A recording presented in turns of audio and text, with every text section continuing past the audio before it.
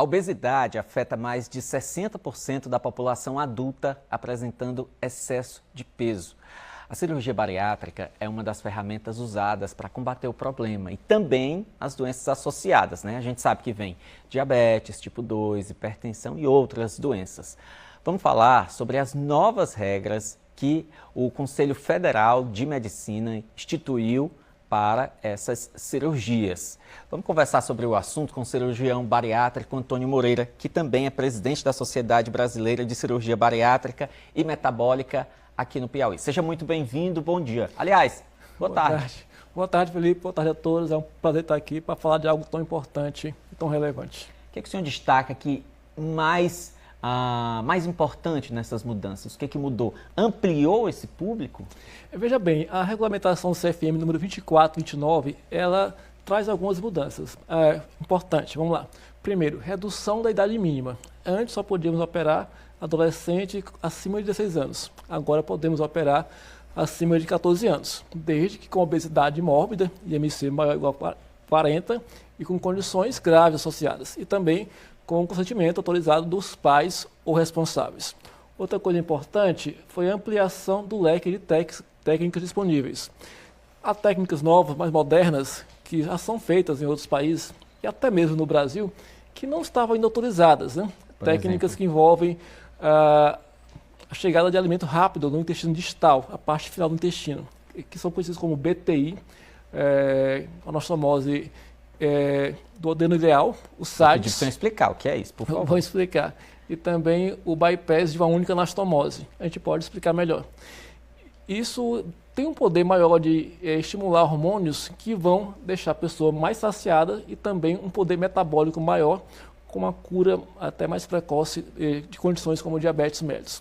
E a outra mudança foi a ampliação do conceito de cirurgia metabólica, que seria indicada para pacientes com obesidade grau 1, que antes era só para diabético acima de 10 anos de evolução, e também agora ampliada para pessoas que têm condições como esteatose hepática com fibrose, pacientes com apneia do sono. E a gordura no fígado, né? Exatamente. Pacientes com apneia do sono, pacientes que têm refluxo grave associado à obesidade e pacientes com osteoartrose, condições da coluna degenerativa, né, também grave. Aí já pode também ser indicada para IMC maior ou igual a 30, embora esse conceito é do CFM e a ANS, que é o órgão que regulamenta o plano de saúde, ainda não autoriza a cirurgia com esse IMC, apenas com IMC maior ou igual a 35. Vou pedir para o senhor explicar uma coisa que é muito básica, mas que muita gente não sabe o que é o IMC e como se chega a ele, por favor. Perfeitamente. Para indicar a cirurgia bariátrica pela ANS, né, você tem que ter o seu IMC, Índice de Massa Corpórea. Isso não é fácil. Você pega o seu celular e pega o seu peso atual dividido pela altura ao quadrado. A altura quadrada é a altura vezes a altura. Aí, se for maior ou igual a 35 e tiver comorbidades, ou seja, doenças associadas como hipertensão, diabetes, colesterol alto, refluxo grave, a gordura no fígado, esteatose, apneia do sono, osteoartrose, há uma indicação. Por outro lado, se for maior ou igual a 40, que é considerado obesidade mórbida, você já tem essa autorização, mesmo que não tenha comorbidade. Como é que fica, então, a situação para quem entra nesse novo grupo, mas que não está ainda coberto pela ANS, pelo que estabelece a ANS? Tem que entrar na justiça? Como é que faz? Então, essa nova regra aí do IMC de 30, ela autoriza, né, o paciente a fazer. Ou seja, o médico pode fazer sem ter risco de ser uma condição antiética, né, que poderia ter um processo ético. Agora, infelizmente, como o plano de saúde não cobre, a priori só fica regulamentada para cirurgias a nível particular, quando o paciente teria vontade.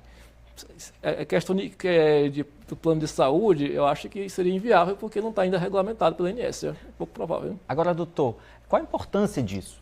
A importância de incluir mais pessoas dentro desse grupo que pode fazer uma cirurgia bariátrica? Eu acho importante principalmente essa regra que reduziu a idade, né? O adolescente com 14 anos já pode fazer, porque a gente vê que as crianças obesas com certeza serão os obesos mórbidos daqui a algumas décadas. E a obesidade mórbida, como o nome fala, implica uma condição de maior chance de abreviamento, né, da vida, né, de uma mortalidade mais precoce.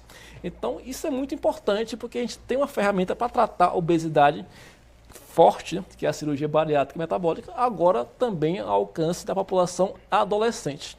Por outro lado, essas novas técnicas incluídas, né, no rol de procedimentos têm um poder grande, especialmente para pacientes que tiveram já uma cirurgia bariátrica e tiveram reganho de peso, uma recidiva de obesidade.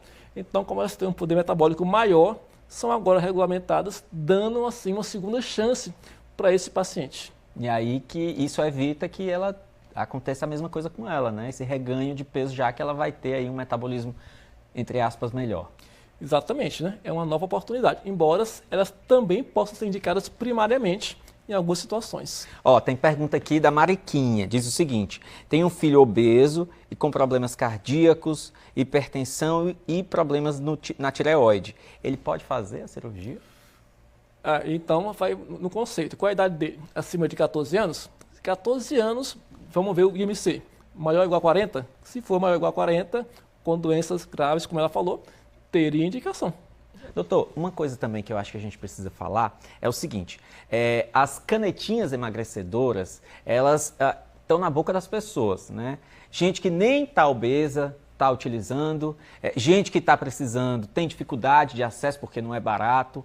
E aí eu queria que o senhor analisasse, do ponto de vista médico, se isso pode evitar uma cirurgia bariátrica. A pessoa utiliza a canetinha, seria aí uma parte dessas pessoas que já não precisam? Veja bem, a obesidade é uma condição grave, então tudo que for possível em termos de terapêutica, eu acho que é importante. As chamadas canetinhas, né, que são as medicações que estimulam hormônios como GLP-1 e GIP, elas têm seu espaço na indicação, em qualquer nível de obesidade.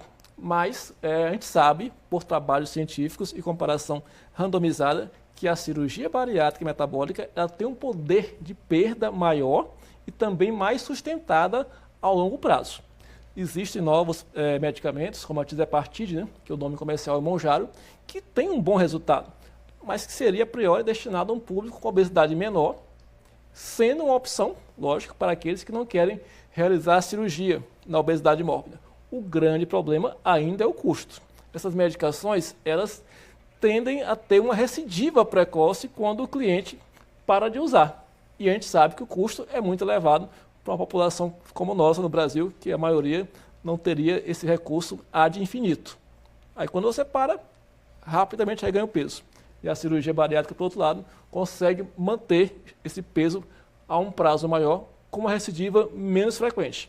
O que o senhor diz para a pessoa que utiliza a canetinha sem orientação médica? Eu digo para não usar. Mas por quê? Porque tem efeitos colaterais, Felipe. A gente viu realmente assim, nos últimos tempos, muita gente vendendo essas canetinhas, né, entre aspas, aí, na internet, a pessoa mesmo, como é que chama? Influenciadores digitais vendendo, e não tem o conhecimento do que pode causar. Tem efeitos colaterais. Isso pode induzir casos, às vezes, de vômitos precoces com doses elevadas, vômitos que podem desidratar do abdominal. Então, assim, tem que ter realmente uma orientação médica, né? Importante demais, gente. Olha, procure o seu médico, está com obesidade.